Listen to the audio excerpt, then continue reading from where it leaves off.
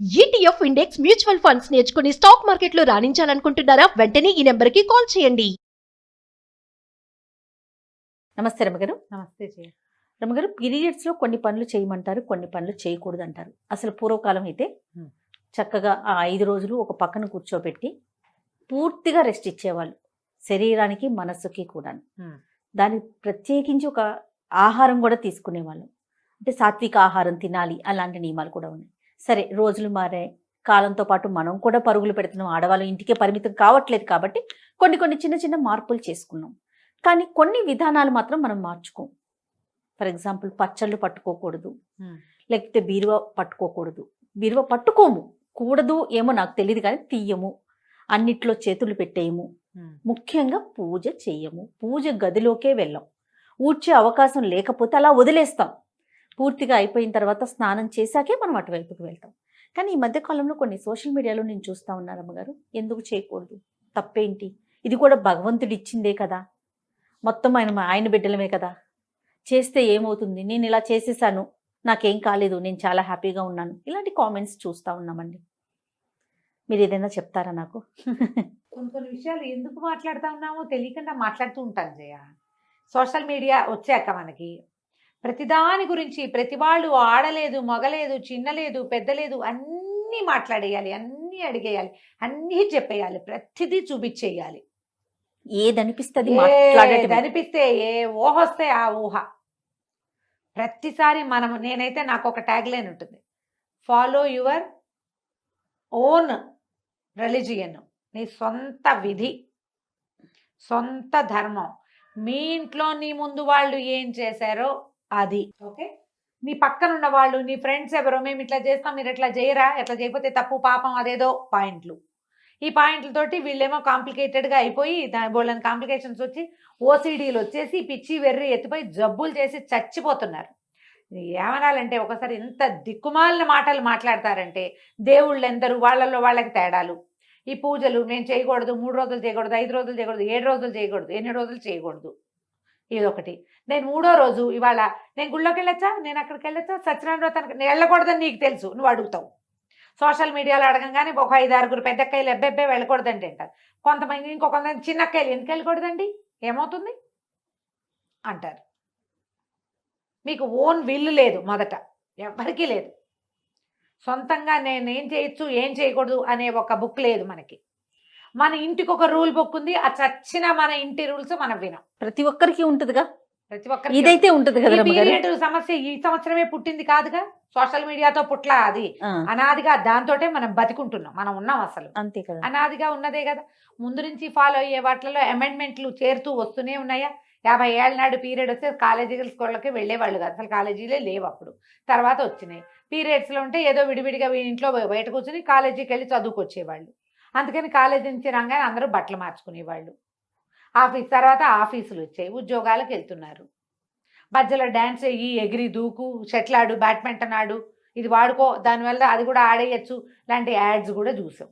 అవును, ఇది కరెక్టా, అది కరెక్టా, పీరియడ్స్లో ఏం ప్యాడ్స్ వాడాలి అనేది ఓ విస్తృతమైన చర్చలు చేసాం అందరం, పిల్ల మేక ఎవరిని వదిలిపెట్టల, పెద్దవాళ్ళు చిన్నవాళ్లతో సహా. అక్కడి నుంచి ఈ గోల. ఇప్పుడు పూజ ఎందుకు చేయకూడదు, నేను చేశాను, this is my first day, I'm doing puja లాంటి వ్యవహారాలు కూడా వచ్చినాయి. అమ్మ, 2 ప్రధానమైన విషయాలు మనం తెలుసుకోవాలి. మనం రోజువారీ క్రియల్లో మాట్లాడదాం. మొదట, నువ్వు స్నానం ఎప్పుడు చేస్తారు జనరల్గా అందరూ? ఉదయమో మధ్యాహ్నమో చేస్తాం, ఎలా కుదిరితే ఎట్లా. దాని తర్వాతే భోజనం చేస్తారు కదా. అన్నం తినగానే మీరు స్నానం చేస్తున్నారా? ఎవరైనా అన్నం తిని స్నానం చేయకూడదు, బేసిక్ రూల్ తెలుసు కదా. అవును, ఎందుకు? దానికి ఒక క్వశ్చన్ ఉందిగా, సైన్స్ ఏమిటి? అన్నం తిన్నాక మనం పొట్టలోకి ఇంత ఆహారం పడేస్తే శరీరంలో ఉన్న రక్తం అంతా వెళ్ళి ఆ పొట్ట మెషిన్ మీద పనిచేస్తుంది. అవును, ఇలాంటప్పుడు నువ్వు నీళ్లు పోసి, ఆ మెషిన్ వేడెక్కి ఉన్న మెషిన్ మీద పెన మీద నీళ్లు చల్లినట్టుగా నువ్వు నీళ్లు పోస్తే డైజెషన్ ప్రోగ్రామ్ ఆగిపోయి జబ్బు చేస్తుంది. ఇది అందరు ఒప్పుకుంటారు కదా, బేసిక్ రూల్. పిల్లలకి కడుపు నిండా పాలు ఇచ్చి లేదా బాగా చక్కగా సెర్లాక్ తినిపించి నీళ్లు పోతే కక్కేస్తారు, తెలుసు కదా అందరికి. అవునండి కదా. ఇప్పుడు పీరియడ్ టైం అందరికీ రాదు, కొంత మగవాళ్ళకి అస్సలు 0, ఓన్లీ ఆడవాళ్ళకి. 10 ఏళ్ళు దాటిన తర్వాత 50 ఏళ్ళకి 55 ఏళ్ళకి దగ్గరలో ఈ మొత్తం పీరియడ్ అంతా ప్రతి నెల ఈ ఋతు అవస్థ ప్రతి ఆడవాళ్ళకి వస్తుంది. ఋతుస్రావం అత్యంత సహజమైన క్రియ. స్త్రీ శరీరంతో చేయబడుతుంది. అది నెలంతా మీ శరీరం ఏం చేస్తుంది, ఒక 20 రోజుల పాటు పనిచేసి స్త్రీల లోపల గర్భధారణకి అనువుగా ఒక బ్యాగ్ని ఏర్పరుస్తుంది. అవును, దాని పని అది చేసుకుంటూ ఉంటుంది దాని సిస్టమ్ ప్రకారం. ఎప్పుడైతే గర్భధారణ సమయం దాటిందో, ఎప్పుడైతే ఓవ్యులేషన్ పీరియడ్ దాటిపోయింది, అక్కడ ఏమి ఓవ్యులేట్ అవ్వలేదు, ఏం అవ్వలేదు, గర్భావస్థ రాలేదు, తర్వాత ఏమవుతుంది, ష్రెడ్ అయిపోయి దాని అంతట అది ఊడిపోయి దాని ఏ ముచుకకి అది పట్టుకుని ఉన్నదో ఆ బ్యాగ్ అది వదిలేస్తుంది. అది స్లోగా బయటకు వచ్చేస్తుంది, డిశ్చార్జ్ అయిపోతుంది. డిశ్చార్జ్ అయి సహజంగా అత్యంత సహజమైన క్రియ. దీని గురించి వెగటుగా మాట్లాడడానికి వీల్లేదు, ఎందుకంటే నీ బతుకు దాని మీద ఉంది, మనుషుల పుట్టుక దాని మీదే ఉంది, దాన్ని గౌరవించి తీరాలి. ఈ స్ట్రెడ్ చేసే టైంలో శరీరం లోపల ఎక్కడో ఉన్నది, అది ఒక మార్గం ద్వారా నిదానంగా అది బయటకు వచ్చేటప్పుడు శరీరంలో ఉన్న క్రియలన్నీ స్లో అయ్యి ఈ క్రియకి దోహదం చేస్తాయి. సైన్స్ డాక్టర్లు కూడా చెప్తారు కదమ్మా. ఏ డాక్టర్ గైనకాలజిస్ట్ అయినా చెప్పేదేగా. పీరియడ్స్లో రెస్ట్ ఇవ్వండి అని చెప్పే డాక్టర్లు లేరా? ఉన్నారు, 100% ఉన్నారు. అవసరమైతే చేయండి అమ్మా, అవసరం లేకుండా మీరు సీనియర్ గైనకాలజిస్టులు 100 మంది ఇంటర్వ్యూలు చూస్తాను చేయా నేను. అవునండి, గైనకాలజిస్ట్ అనగానే ముందు అదే వింటాను నేను మిగిలిన మానేస్తా. పీరియడ్ టైంలో సాత్వికంగా తినండి, గైనకాలజిస్ట్ చెప్పకర్లా, మన ఇంట్లో ఉన్న ముస్సిలి మా అమ్మ కూడా చెప్తుంది. అవును, హాయిగా లైట్ ఫుడ్ తినండి, రెస్ట్ తీసుకోండి, ఓ పక్కన ఉంచండి. కొంతకాలము దీని మీద అవగాహన లేక వీళ్ళని స్నానాలు చేయనివ్వకుండా ఒక మురికి చీకటి కొట్లలో వాళ్ళని చూస్తేనే పాపం అన్నట్టుగా జరిగింది. నేను కాదని అన్నాం, ఒక రకమైన అవగాహన లోపమే కానీ అసలు క్రియ మాత్రం చేశారు, వీళ్ళకి రెస్ట్ మాత్రం ఇచ్చేవాళ్ళు. అవును, దీనికి ప్రధానంగా కావాల్సింది రెస్ట్. అది జరిగింది, అదైతే జరిగేది. వాళ్ళని ఇంటి పనులలోకి రానివ్వకుండా ఓ పక్కన ఉంచారు, చూస్తేనే పాపం అన్నట్టుగా ప్రవర్తించిన వాళ్ళు కూడా కొంతమంది ఉన్నారు. వాళ్ళకి అవగాహన లేక, అది ఎక్కడ పర్సెంటేజ్ తక్కువ కదండి, చాలా తక్కువ. ఆ ఒకటి హైలైట్ చేసి మాట్లాడకండి దయచేసి, మీరెవ్వరూ ఆ పరిస్థితుల్లోకి వెళ్ళాల. ఇప్పుడు సమాజంలో ఉన్న వాళ్ళు ఎవరు దాన్ని చూసిన వాళ్ళు చాలా 10% కూడా లేదు. అవునండి, ఇప్పుడు ఈ మాట్లాడే వాళ్ళు ఎవరికి దాని గురించి తెలియదమ్మా. అక్కర్లేని మాటలు అవన్నీ పక్కకుంటే సరిపోతుంది. అయిందా? ఇప్పుడు ఇది డిశ్చార్జ్ అయిపోతుంది నిదానంగా. అప్పుడు నువ్వు తిండికి ఎక్కువ అవి ఇవి తినేసి వృక్ష పదార్థాలు తిని పొట్టకి పని కల్పించద్దు. నీ గర్భంలో పొట్టలో వేరే క్రియ జరుగుతోంది, దాన్ని స్లోగా జరగనివ్వు, జరిగిపోతుంది దాని దారినది. అయిపోయాక 4 రోజులు అయితే జనరల్గా పాత రోజుల్లో 3 days ఫుల్ బ్లీడింగ్ అయ్యేది, ఇది లెక్క. 4వ రోజు స్వల్పంగా ఉండేది. 5వ రోజున మార్నింగ్ 5వసారి స్నానం చేస్తే 5th day మార్నింగ్ మీరు తల స్నానం చేస్తే మీరు పూజ చేసుకోవచ్చు, ఇది చేసుకోవచ్చు, అన్నీ చేసుకోవచ్చు అనే విధి ఎప్పుడు ఉండేదంటే, అప్పట్లో ఆడవాళ్ళు వంగి లేచి కూర్చుని నీళ్లు పట్టుకుని నీళ్లు తెచ్చుకుని కూర్చుని గొంతు కూర్చుని వంట చేసి బావిలోంచి నీళ్లు తోడుకుని చల్లటి నీళ్ళ స్నానం చేసి వాకిళ్ళూడ్చి బియ్యం దంచి ఇన్ని పనులు చేసేటప్పుడు ఈ 4 days ఖచ్చితంగా ఉండేది. నాకు కూడా తెలుసు, నా సొంతంగా కూడా. ఎప్పుడైతే మనం ఈ సుఖాలు అలవాటు పడే బాత్రూమ్కి వెళ్ళడానికి నడవము, మనము కింద కూర్చొని ఏ పని చేయము, ఏమి దంచము, తొడము, కడగము, ఊడము, చెరగము, ఏ పనులు లేవు. ఇప్పుడు పీరియడ్స్ పైకి కిందకి సహజంగా అయిపోతున్నాయి అందరికీ కూడా. ఇప్పటికీ కూడా 4th dayకి బ్లీడింగ్ పూర్తిగా ఆగిపోయే వాళ్ళు 50% ఉన్నారా లేదా? ఉంటారు ఖచ్చితంగా. అందుకే ప్రెగ్నెన్సీలు, నార్మల్ ప్రెగ్నెన్సీలు చాలా ఉన్నాయి కదా. ఉన్నాయి కదా. నార్మల్ ప్రెగ్నెన్సీ ఎవరికి వస్తుంది? పీరియడ్స్ లో ఫ్లక్చుయేషన్స్ లేని వాళ్ళకి నార్మల్ గా ప్రెగ్నెన్సీలు వచ్చేస్తాయి. ఏదో ఫ్లక్చుయేషన్ ఇబ్బంది ఉందంటే మీరు పని చేయకపోవటం వల్లే అని నేను అన్నాను. రకరకాల ఎలిమెంట్స్ అయ్యి ఉంటాయి. అయిందా? ఇప్పుడు ఈ క్రియలో ఇది సహజమైనది, మీకు అందరికీ తెలుసు, నేను మళ్ళీ చెప్పాను. వేరే పూజ దగ్గరికి వద్దాం. వాట్ ఈజ్ పూజ? ఏంటమ్మా పూజ? భగవంతుడు నువ్వు 2 పూలు తెచ్చి ఊరికే ఇక్కడ పడేసి అలంకారం చేసుకోవటం కాదు. నీ పూజ చేస్తే మన శరీరంలో ఉన్నటువంటి బ్లడ్ పైకి వెళ్తుంది. చక్రాస్లో ఉన్న ఎనర్జీ పైనున్న సహస్రారంలో ఉన్నటువంటి శక్తిని చూడ్డానికి పైకి వెళ్తుంది. అది మనకి ఇప్పుడు పీరియడ్లో శక్తి అంతా ఎక్కడికి వెళ్తోంది? తిరోగమనంలో ఉంది, కిందకి వెళ్తోంది. ఈ కిందకెళ్ళే శక్తిని నువ్వు పట్టిలాగి పైకి తీసుకెళ్తానంటాం. ఏంటి గొప్ప అది? ఏంటమ్మా అది? ఎందుకు చేయాలి ఆ పని? పూజ అంటే నువ్వు పువ్వులు పెట్టడం, ఐఎమ్ డూయింగ్ పూజ, నాకు ఇంగ్లీష్లో 4 వాక్యాలే వచ్చమ్మా, అంతకంటే రావు, ఇవే వచ్చు. డూయింగ్ పూజ అంటే ఏమొచ్చు నీకు? ఏవో 2 పువ్వులు పెట్టి ఒక దీపారాధన చేసి ఒక అగరత్తులు వెలిగిస్తే అది పూజ ఏం అయిపోదు. ఇది ఊరికే క్రియ చేస్తున్నాం అంతే మనం. పూజ అంటే ఏదైనా చదవటం, ఏదైనా భగవంతుడికి ఆత్మ సమర్పణ చేయటం అమ్మా పూజ అంటే. అది క్రియ కాదు, క్రియ కాదు. ఈ పై క్రియ చేసి నేను పూజ చేశాను, పీరియడ్స్లో ఉన్నాను, నేను చేస్తున్నాను, నాకేమీ కాలేదు, మీకు కూడా ఏం కాదు, చెయ్యండి అంటే నువ్వు ఒకదానివి 2 పువ్వులు పెడతావు. నేను అట్లా పెట్టను, నా పూజ అది కాదు. నాకంటే పూజ అంటే ఇంకోటి ఉంది. నువ్వు చేసావని నేను చేయకపోయినా ఎవరో ఒక పిచ్చి మొహాలు 5-6 గట్టిగా అవి ఇవి చదువుకుని చేస్తే వాళ్ళ బ్లడ్ పైకి పంప్ అవుతానంటుంది, ఓ పక్కన బ్లడ్ ఫ్లో కిందకి వెళ్తుంది. ఎందుకు చేస్తారమ్మా ఈ పనులు? ఎందుకు చేయొద్దన్నారు? అసలు పీరియడ్లో ఈ పని వద్దు అని ఎందుకు చెప్పారంటే 2 పద్ధతులు. తిరోగమనం కిందకి ఫ్లో అవుతున్న దాన్ని నువ్వు పైకి పంప్ చెయ్యొచ్చా? ఈ పూజ పిచ్చి ఎందుకు? 5 రోజులు నువ్వు ప్రశాంతంగా ఉండొచ్చే, 4 రోజులు పూజ వద్దు, వంట తంటా చేయబోక హాయిగా ప్రశాంతంగా ఉండు, నీ శరీరం బాగుంటుంది, నీ హార్మోన్స్ చక్కగా ఫ్లో అవుతాయి. ఒకవేళ నీ ప్రెగ్నెన్సీలు మనం ఇప్పుడు కంటల్లా 5 వరకు అంటే బాగా కనేవాళ్ళమ్మా. అవును, ఇప్పుడు కనడాలు లేవు, ఎవరు 1, 2 కంటాం. కొన్ని అసలు ఆ 1 కూడా వద్దనుకునే అవి కూడా తయారైనాయి ఇప్పుడు, అవి వద్దని. కానీ మీకు మీ శరీరం తన పని చేస్తుంది. బుద్ధి నీది, వద్దనుకునే బుద్ధులు మనవి. శరీరానికి మాత్రం దాని ప్రకృతి ధర్మం ప్రకారం ప్రతి నెల అది రెడీ అవుతూనే ఉంటుంది. నువ్వు వద్దన్నా అది మాందు కదా.